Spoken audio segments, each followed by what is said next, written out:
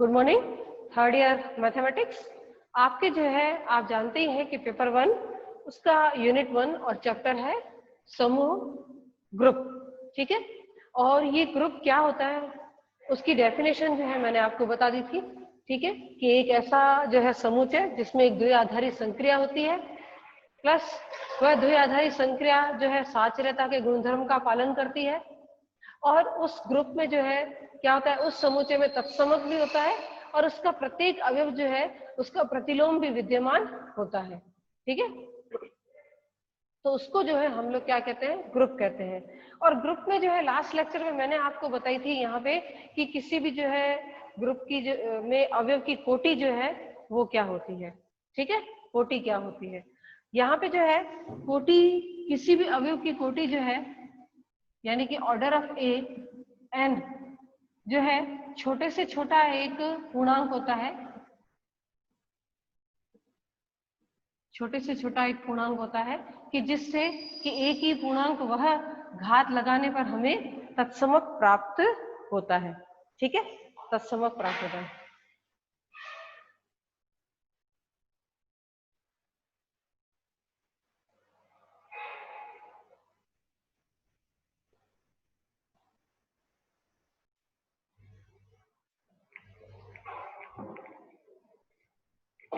ठीक है, यहाँ पे जो कोई भी जो है किसी भी ग्रुप का जो है एक हम लोग अवयव ले और उस पर जो है एक ऐसा हम लोग पूर्णांक ज्ञात कर सके, ठीक है, छोटे से छोटा पूर्णांक ज्ञात कर सके कि जो एक ही वो पूर्णांक घात बने और उसका मान जो है क्या है यहाँ पे ये तत्समक आए। ये क्या है, तत्समक आए, तो उसे जो है क्या कहते हैं कि उस नंबर उस पूर्णांक को क्या कहते हैं कि एक ही कोटि। ठीक है, तो क्या होना चाहिए, सबसे छोटे से छोटा जो है धन पूर्णांक होना चाहिए, तो उसको कहते हैं। अब एक ही घात n से क्या मतलब है पता है, a star a star a star a star a, और कितनी बार करना है इसको, n बार करना है। ठीक है, कितनी बार करना है, n बार करना है, और फिर ये करने के बाद संक्रिया कराने के बाद आपको फिर से तत्समक प्राप्त होता है। अब तत्समक जो है प्रत्येक ग्रुप के लिए जो है अलग अलग होता है। ठीक है, 3 ग्रुप कराए, तीनों में हमने देखा कि तत्समक जो है वो अलग अलग आ रहे हैं। ठीक है, तो अगर इस तरह की कंडीशन बने तो जो नंबर होता है ना n, उसको कहते हैं कि वह जो है एक ही कोटि। n को क्या कहते हैं कि एक ही कोटि। ठीक है, इसको कहते हैं एक ही कोटि। तो अब जो है यहाँ पे हम लोग जो है एक एग्जाम्पल करते हैं। ठीक है, जो पहले करवाना था रह गया है तो वो कर लेते हैं और उसके बाद जो हम लोग आगे बढ़ते हैं। क्वेश्चन ये है कि बोलते हैं कि यदि किसी ग्रुप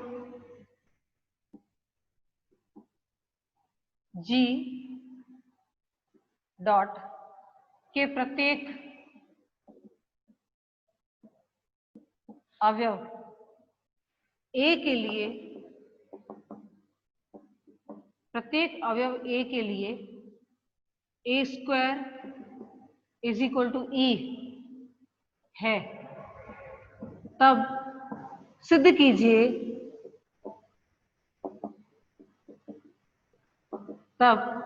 कीजिए कि G आबेली ग्रुप है। G आबेली ग्रुप है। ठीक है, अब जो है दिया हुआ है कि प्रत्येक जो है A बिलोंग्स टू G के लिए क्या है, a square is equal to E, यानी कि A का वर्ग करते हैं तो हमें E प्राप्त होता है। ठीक है, तो दिया हुआ है कि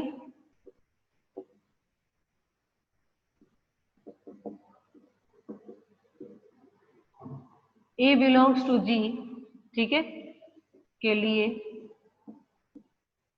a square is equal to E।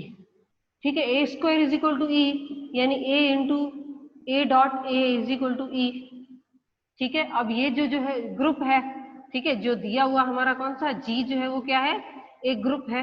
तो क्या करेंगे कि a inverse dot a inverse dot E, ठीक है, a इनवर्स डॉट a, ठीक, और ये हो जाएगा a A inverse E, A inverse ई आएगा क्योंकि ये तत्समक है। इन दोनों को जो है संक्रिया कराने पर ये क्या है, ए का इनवर्स है तो ये भी आ जाएगा ई। तो क्या आ जाएगा, a is equal to a inverse, यानी कि अगर a square is equal to e हो तो ए इज इक्वल टू क्या हो जाएगा, ए इनवर्स। इससे पता है एक चीज और भी जो है, एक चीज और भी पता चलती है,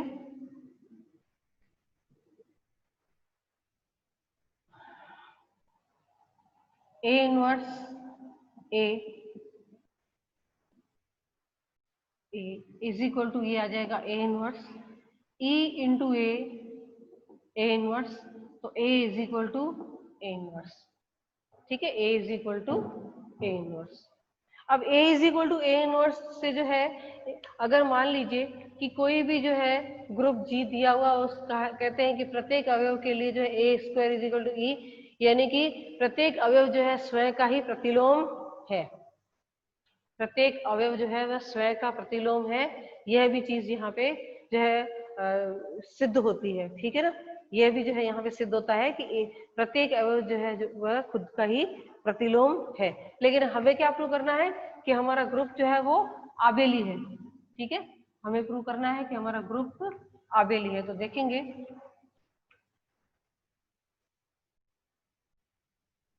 लिखेंगे कि for all a b belongs to G, a b a dot b also belongs to G, क्योंकि जी क्या है, ग्रुप है। ठीक है, जी ग्रुप है तो ए डॉट बी जो है वो जी में ही होगा। अगर जी में है तो A B is equal to क्या हो जाएगा, ए बी का इनवर्स। ठीक है, A B is equal to क्या हो जाएगा, ए बी का इनवर्स, क्योंकि जी के प्रत्येक अवयव के लिए जो है वो क्या है, a is equal to a inverse. ये मैंने यहाँ पे सिद्ध कर लिया है। ठीक है, और ये जो है हम लोग प्रॉपर्टी लगाएंगे, ये हो जाएगा बी इनवर्स और ये हो जाएगा ए इनवर्स, जो मैंने लास्ट लेक्चर में बताई थी आपको। ठीक है, लेकिन ए और बी जो है वह भी क्या है, जी के ही अवयव है, तो ये हो जाएगा बी, ये हो जाएगा ए, तो A B is equal to b a, therefore G abelian group है। जी आबेली ग्रुप है। ठीक है, ये हो जाएगा, क्योंकि यहाँ पे जो है जी का प्रत्येक अवयव जो है स्वयं का प्रतिलोम है। अगर ऐसा भी अगर जो है कथन लिखा हुआ हो तो भी जो है हम लोग सिद्ध कर सकते हैं कि a B is equal to b a, यानी कि जी जो है वो क्या है, आबेली ग्रुप है। ठीक है, ये आबेली ग्रुप है।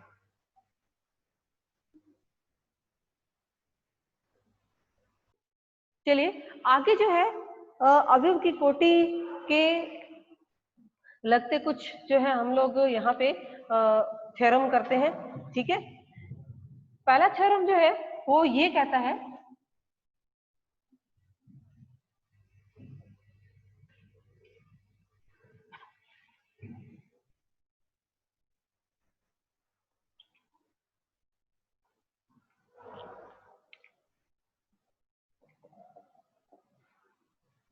ठीक है, पहला थ्योरम ये कहता है कि किसी परिमित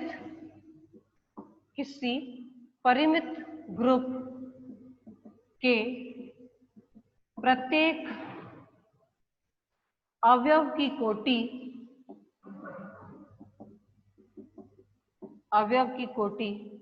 ग्रुप की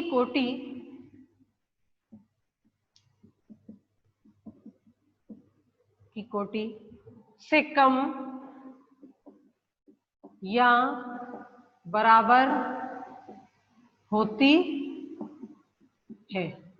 कम या बराबर होती है, ये हमें सिद्ध करना है। अर्थात कि हमें सिद्ध करना है दैट इज ऑर्डर ऑफ ए, यानी कि ए की कोटि, किसी भी अवयव की कोटि is less than equal to order of G. ठीक है, ये हमें प्रूव करना है। चलिए अब जो है सबसे पहले क्या कर लेते हैं, हम अपने जो है ग्रुप का जो है ऑर्डर जो है डिसाइड कर लेते हैं। तो प्रूफ माना कि G n कोटि का परिमित ग्रुप है, n कोटि का परिमित ग्रुप है, ठीक है, यानी कि order of G is equal to n, तथा A बिलोंग्स टू G, तथा A बिलोंग्स टू G, ठीक है। अब जो है A की पूर्णांक घातें, A की पूर्णांक घातें, A की घात 0, A की घात 1, A की घात 2, A की घात 3 से लेकर A की घात n, सभी G A की पूर्णांक घातें, ठीक है,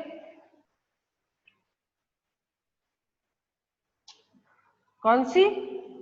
A की घात 0, A की घात 1, A की घात 2 से लेकर A की घात n, सभी G के अवयव होंगे, सभी G के अवयव होंगे, ठीक है। A की घात 0 से मतलब होगा कि तत्समक, और A की घात 1 से A खुद, फिर A की A के साथ जो संक्रिया कराते जाओ और n बार कराते जाओ, परंतु G में केवल n अवयव है, यानी कि order of G is equal to n, ठीक है, order of G is equal to n, और ये टोटल n+1 जो है अवयव है, ठीक है।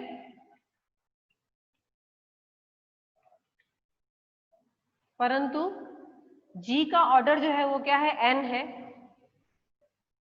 और इन अवयवों की संख्या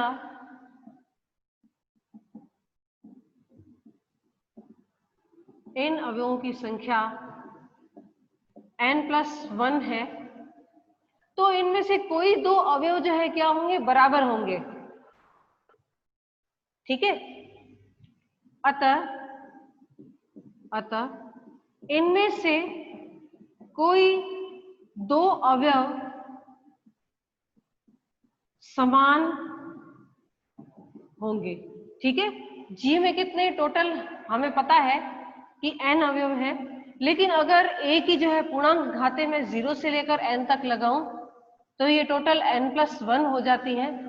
n+1 हो जाती है, इसका मतलब कि यहाँ पे जो है कोई दो अवयव जो है क्या होंगे? समान होंगे, ठीक है, समान होंगे। तो मैं ये मानती हूं कि A की घात I और A की घात J जो है वो दोनों ही समान है, और ये जो मेरा I और J है ये क्या है? यहाँ पर ये n और 0 के यहाँ तो बराबर होंगे दोनों, ठीक है, दोनों में से, और या फिर जो है क्या होंगे कि उनसे जो है 0 से बड़े और n से जो है वो छोटे होंगे, ठीक है। दोनों तरफ जो है क्या करते हैं कि हम लोग यहाँ पे A की घात J के इनवर्स से जो है वो मल्टीप्लाई कर देते हैं, ठीक है। कौन सा होगा? A की घात जो है A की घात J माइनस J, यानी कि A की घात J का इनवर्स। तो यहाँ पे जो है हमें तत्समक प्राप्त होगा, आप जानते ही हैं, क्योंकि ये AJ है और ये उसका इनवर्स, तो ये E आ जाएगा, और ये आ जाएगा A माइनस J, ठीक है। और A माइनस J को यहाँ पे A माइनस J को मैं नाम दे दूं, सॉरी, I माइनस J को मैं नाम दे दूं R, जहां पे R जो है वो क्या है? I minus J। अब I और J दोनों ही n से छोटे हैं, तो ये R भी जो है क्या होगा? n से छोटा होगा, ठीक है। अब ऐसा एक जो है मुझे पूर्णांक R मिला है कि A की घात R is equal to E आ रहा है, ठीक है। तो डेफिनेटली इसका ऑर्डर जो है वो क्या होगा, अगर आर अगर मैं इसको मानूं, ठीक है, इसको अगर मैं आर मानूं तो आर इज जो है वो क्या है, लेस देन और इक्वल टू एन, तो क्या हो जाएगा, order of a is less than equal to order of G. ठीक है, या तो फिर सीधा ही जो है ये आर के जो है उससे भी सीधा लिख सकते हो कि आर जो है लेस देन एन है, ठीक है, लेस देन एन है, तो डेफिनेटली इसका जो ऑर्डर होगा ए का वो तो इक्वल टू आर होगा, हो सकता है, और आर इक्वल टू एन भी हो सकता है। ठीक है, तो इस वजह से हम लोग क्या लिखेंगे कि order of a is less than equal to order of G. ठीक है, order of a is less than equal to order of G लिखेंगे। ठीक है, तो यहाँ पे जो है क्या कहते हैं कि कोई भी, अब पता है शब्द यहाँ पे क्या इंपॉर्टेंट है, परिमित ग्रुप। ये परिमित ग्रुप है तभी ये पॉसिबल है। ठीक है, तो ये परिमित ग्रुप आ रहा है तभी जो है हमारा ऑर्डर ऑफ ए जो है वो क्या है,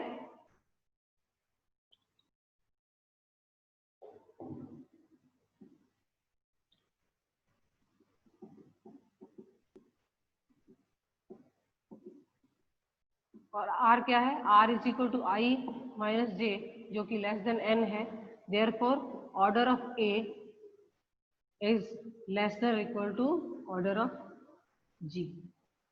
ठीक है, order of a is less than equal to order of G. ठीक है,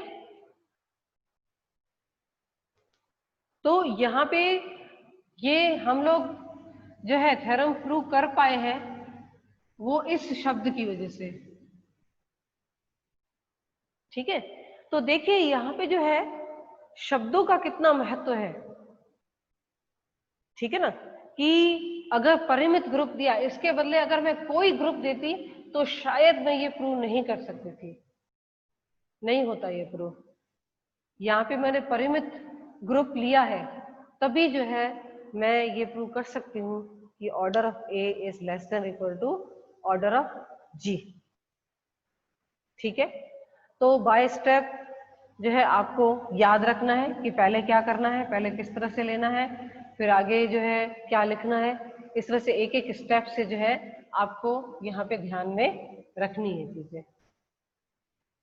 ठीक है, चलिए और आगे हम लोग बढ़ते हैं, इसी में नेक्स्ट थ्योरम पे जाते हैं।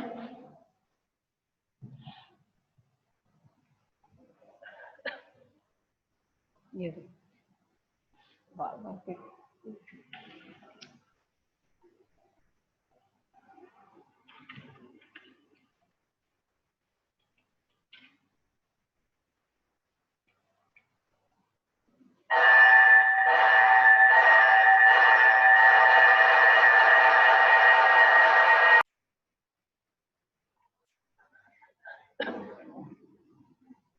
बोलते हैं कि यदि किसी ग्रुप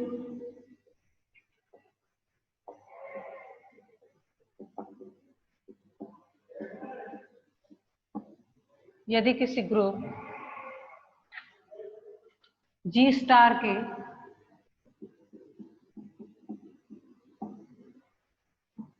अवयव ए की कोटि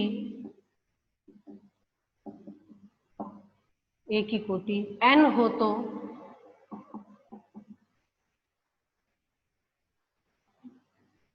a की power m e is equal to e। ठीक है, a की power m is equal to e। अब डबल इंप्लाइज है, डबल इंप्लाइज m n का गुणज है। m क्या है, n का गुणज है। ठीक है, अब यहाँ पे जो है a की कोटि जो है हमें n दी हुई है, यानी कि a की घात n is equal to e है।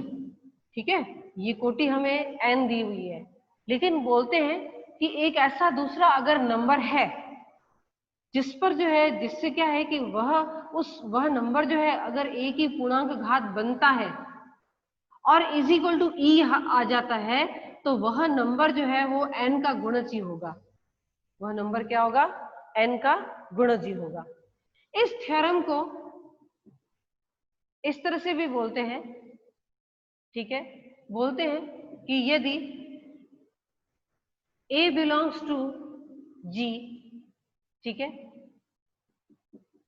Star, A belongs to G star, इस तरह से लिखी हुई स्टेटमेंट, और order of A is equal to n, तथा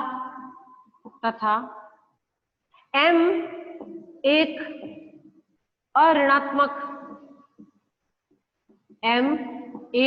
अऋणात्मक पूर्णांक है,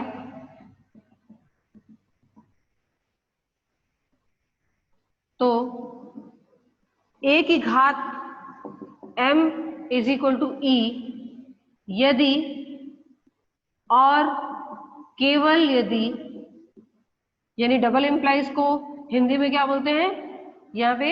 यदि और केवल यदि m n का गुणज हो, अर्थात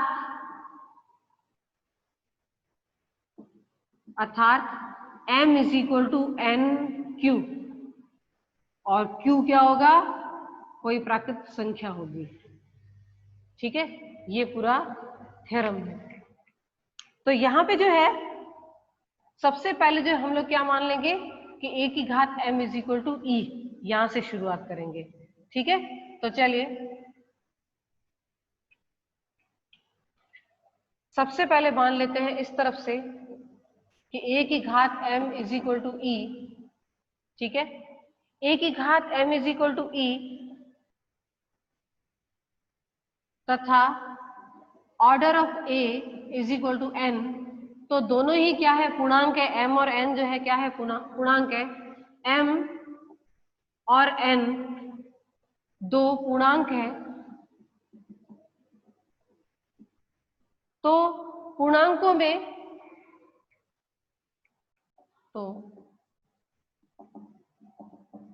पूर्णांकों में विभाजन कलन विधि से Q और R दो ऐसे पूर्णांक विद्यमान होंगे, Q और R दो ऐसे पूर्णांक विद्यमान होंगे कि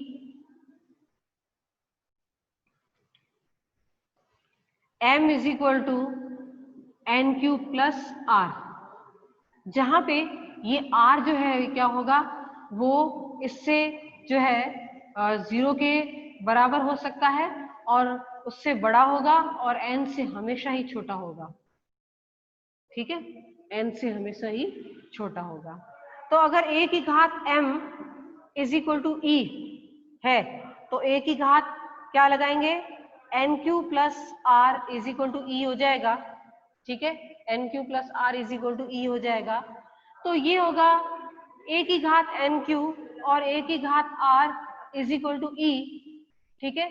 ये हो जाएगा a की घात n और उसके ऊपर q, a की घात r इज इक्वल टू ई।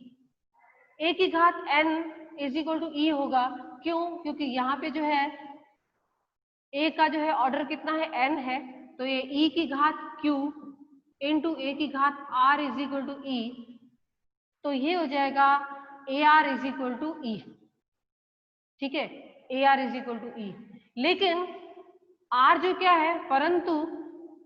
परंतु r is less than n, परंतु r is less than n already मैं ले चुकी हूं, तो n से कोई भी ऐसा छोटा नंबर पॉसिबल ही नहीं है कि वह जो है a की पूर्णांक घात लगे और यहाँ पे तत्समक आए, क्योंकि n खुद जो है सबसे छोटे से छोटा जो है पूर्णांक है, सबसे छोटे से छोटा पूर्णांक है कि जिससे a की घात n is equal to e है। यही रिलेशन जो है वो बनेगा। अगर n से कोई छोटा नंबर आता है तो ये रिलेशन नहीं बनेगा, पॉसिबल नहीं है। ये कब बनेगा? जब r इज इक्वल टू 0 हो। कब बनेगा? जब r इज इक्वल टू 0 हो। अगर r इज इक्वल टू 0 है तो m इज इक्वल टू क्या हो जाएगा? m इज इक्वल टू क्या है यहाँ पे? एन क्यू प्लस आर, तो m इज इक्वल टू हो जाएगा यहाँ पे एन क्यू। तो देखें कि m जो है वो क्या है? m n का गुणज है, m n का गुणज है। यहाँ पे जो है r जो है क्या हो जाता है? n से छोटा हो जाता है, ठीक है। लेकिन n जो है वो सबसे छोटे से छोटा जो है ऐसा धन पूर्णांक है कि वह एक ही पूर्णांक घात बनता है और हमें e प्राप्त होता है।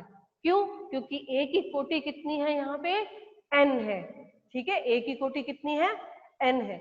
इस वजह से जो है ये पॉसिबल ही नहीं है। सिर्फ किसके लिए पॉसिबल है? अगर r इज इक्वल टू 0 लिख दूं मैं तो ये पॉसिबल हो सकता है कि a की घात 0 इज इक्वल टू ई, क्योंकि a की घात 0 यानी कि वो आ जाता है आपके तत्समक। क्या आ जाता है? तत्समक। अब जो है हमें यहाँ पे जो है नेक्स्ट प्रूव करना है, जो बस 4 लाइनों में जो है इसको प्रूव करना है। नेक्स्ट क्या बोलते हैं कि m इज इक्वल टू, अब इस तरफ वाला m is equal to N Q, यानी m जो है हमें क्या मानना है? m जो है n का गुणज है, ये मानना है। और मुझे क्या प्रूव करना है? a की घात m is equal to E prove करना है, तो हो जाएगा। अब a की घात m यानी a की घात n क्यू, यानी कि a की घात n और उसकी घात q। लेकिन यहाँ पे क्या है? Order of a is equal to n, यानी a की घात n इज इक्वल टू ई, ठीक है। हमारे पास तो ये है ही कि a की घात n इज इक्वल टू क्या है? e, क्योंकि a की कोटि कितनी है यहाँ पे? n जितनी है, तो e q is equal to e. तो हमको मिल गया a की घात m इज इक्वल टू ई, ठीक है। कोटि का मतलब ये होता है, ध्यान रखिए कि कोटि जो है सबसे छोटे से छोटा जो है नंबर होता है, वह नंबर जो है एक ही पूर्णांक घात बनता है और वो एक ही घात बनने के बाद हमें क्या मिलता है? तत्समक प्राप्त होता है, यानी a की power n is equal to e. इस तरह से तत्समक जो है वो प्राप्त होता है। तो देखेंगे कि अगर मान लीजिए कि ऐसा कोई दूसरा नंबर हो, ऐसा कोई दूसरा m जो है मुझे मिल रहा है, ठीक है, धनात्मक पूर्णांक मिल रहा है और a की वह घात बनता है, ठीक है। अगर a की वह घात बनता है तो हमें वह तत्समक अगर प्राप्त हो जाए तो देखो n से बड़ा है, वो n से बड़ा है, क्योंकि अगर वह n का गुणज है तो वह क्या है? n से बड़ा है, यानी कि order of a is less than equal to m होगा, ठीक है। Order of a is less than equal to क्या होगा? m होगा। तो देखिए कि यहाँ पे जो है परिभाषाओं का कितना महत्व है, कि अगर परिभाषा पूरी दिमाग में है, बार बार मैं बोलती भी रहती हूँ, ग्रुप के लिए बोलूंगी, जब भी कोटि का जो भी क्वेश्चन कराऊंगी, ए की कोटि का या ग्रुप की कोटि का, तो मैं बार बार यही बोलूंगी, छोटे से छोटा धन पूर्णांक, न्यूनतम धन, इसको न्यूनतम धन पूर्णांक भी कह सकते हैं। तो ये क्या होते हैं कि ये जो पॉइंट्स होते हैं ये दिमाग में रखने पड़ते हैं जब हम लोग थ्योरम करते हैं, ठीक है। अगर ये दिमाग में रखते हैं और फिर हम लोग कोई थ्योरम समझते हैं तो हमें बहुत ही आसानी रहती है, ठीक है। अब यहाँ पे जो है फिर से जो है मैं आपको बता दूं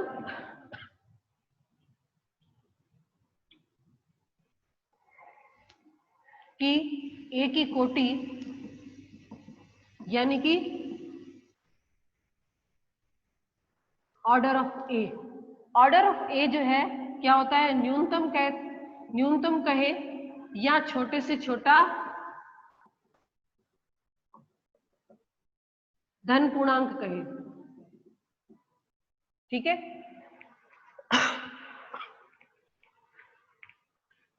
ऐसा नंबर जो है हमें n मिलता है कि वह a की पूर्णांक घात बनता है। a की पूर्णांक घात से मतलब क्या है? a की संक्रिया जो है हम कितनी बार कराते हैं? n बार कराते हैं। फिर से बता रही हूं, ठीक है, n बार कराते हैं। और n बार कराने के बाद हमें देखिए क्या मिल रहा है, यहाँ पे तत्समक मिल रहा है। क्या मिल रहा है यहाँ पे? तत्समक मिल रहा है। तो न्यूनतम और छोटे से छोटा शब्द जो है लीस्ट पॉजिटिव इंटीजर, हिंदी में याद नहीं रहे तो इंग्लिश में याद रखो, लीस्ट पॉजिटिव इंटीजर। उस वह पॉजिटिव